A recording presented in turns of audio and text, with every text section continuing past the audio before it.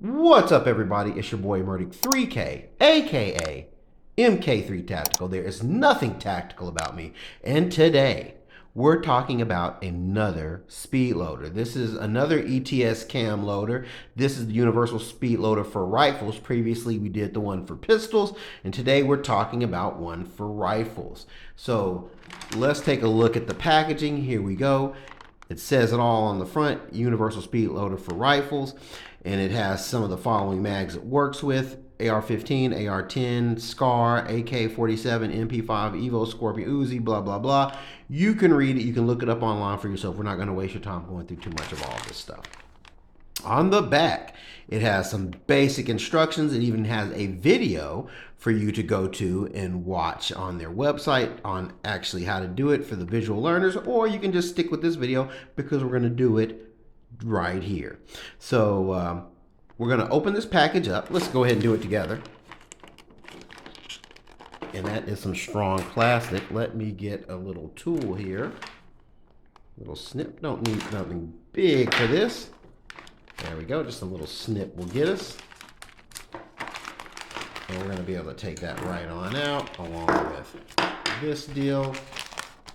And there's nothing else in the packaging. So here we go. We have it right here. Again, very similar to the ETS pistol mag loader, just a few differences. And I'll talk about that in a minute. But the first thing I noticed, whereas the pistol mag loader recommends oiling, this came pre-oiled. When you open it up, you'll be able to see the little oil droplets in. You might even want to take a paper towel and just smooth it out, because this is a liberal amount of lubrication that they've applied to this already. So it's a step you don't have to do in this process. This is your plunger, and this is the round holder. And another thing, there's two channels for two different rounds. For your larger rounds, like your 308s and your 7.62x39s, it'll go into the very top channel. I hope this shows because it's black on black for the most part. But there's two grooves, one at the top, one at the bottom. The bottom was for smaller rounds like 300 blackout, 5.56, 223 9mm, things of that nature. That's what you're going to load into that area. So let's get right into it. We'll talk about how the magazine seats. So here is a PMag that I have, and you notice here on the PMag, the round is pointing downrange that way. So you take your loader, and it doesn't lock into place or anything. You just have to basically hold this in place.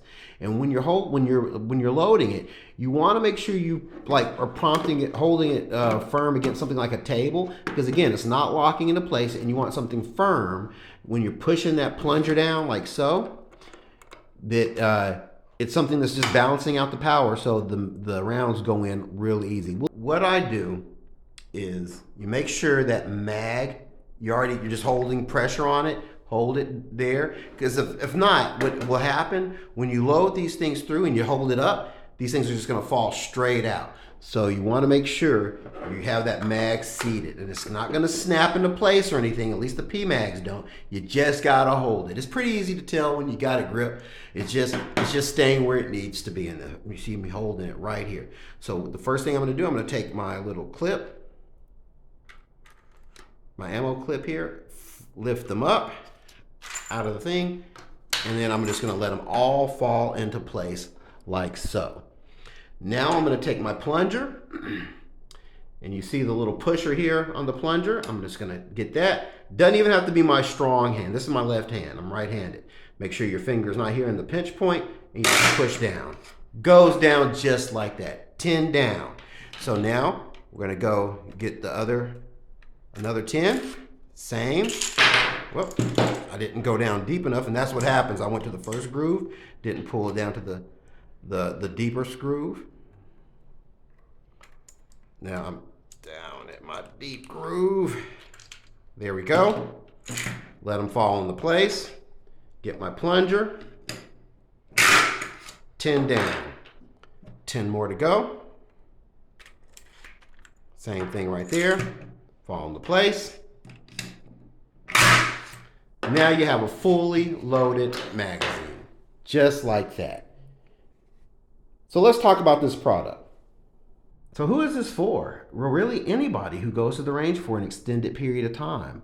The only issue that I have, and I addressed this when we were talking about the ETS pistol loader, is a lot of us honestly may or may not keep a lot of our ammo in the original box. It's not that I go out of my way to pour it in my ammo crate, but sometimes after to because the boxes can be a bit bulky at times depending on the size of the box, I might pour them in my ammo crate.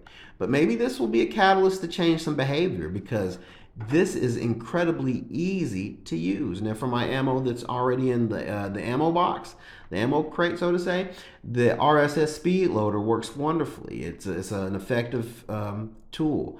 But for ammo that's in the box, the store box, this thing, or the ETS pistol mag loader for your pistol things, man, it's hard to say. But the truth of it is, for a range person, it doesn't have to be either or. You can really find application for all these: the RSS, the ETS Speedloaders, the stripper clips with the spoons. I mean, all those things have a place in a firearm enthusiast's range bag. And people sometimes get into, oh, this one's better. Well, that's fun to do, and that's understandable, because some things are going to be better for certain people. But to be honest with you, I can honestly say there's an application for all the speed loaders that we've taken a look at in my range trip. And so with that, I hope you found this information helpful. Please, if you hadn't already, consider dropping a like and share. If you're really compelled, we would love you to subscribe to the channel. That would be super helpful. Well, guys, this has been the ETS Rifle Round Speed Loader. Thank you guys as always for watching. Keep on watching. Be safe out there and live the dream.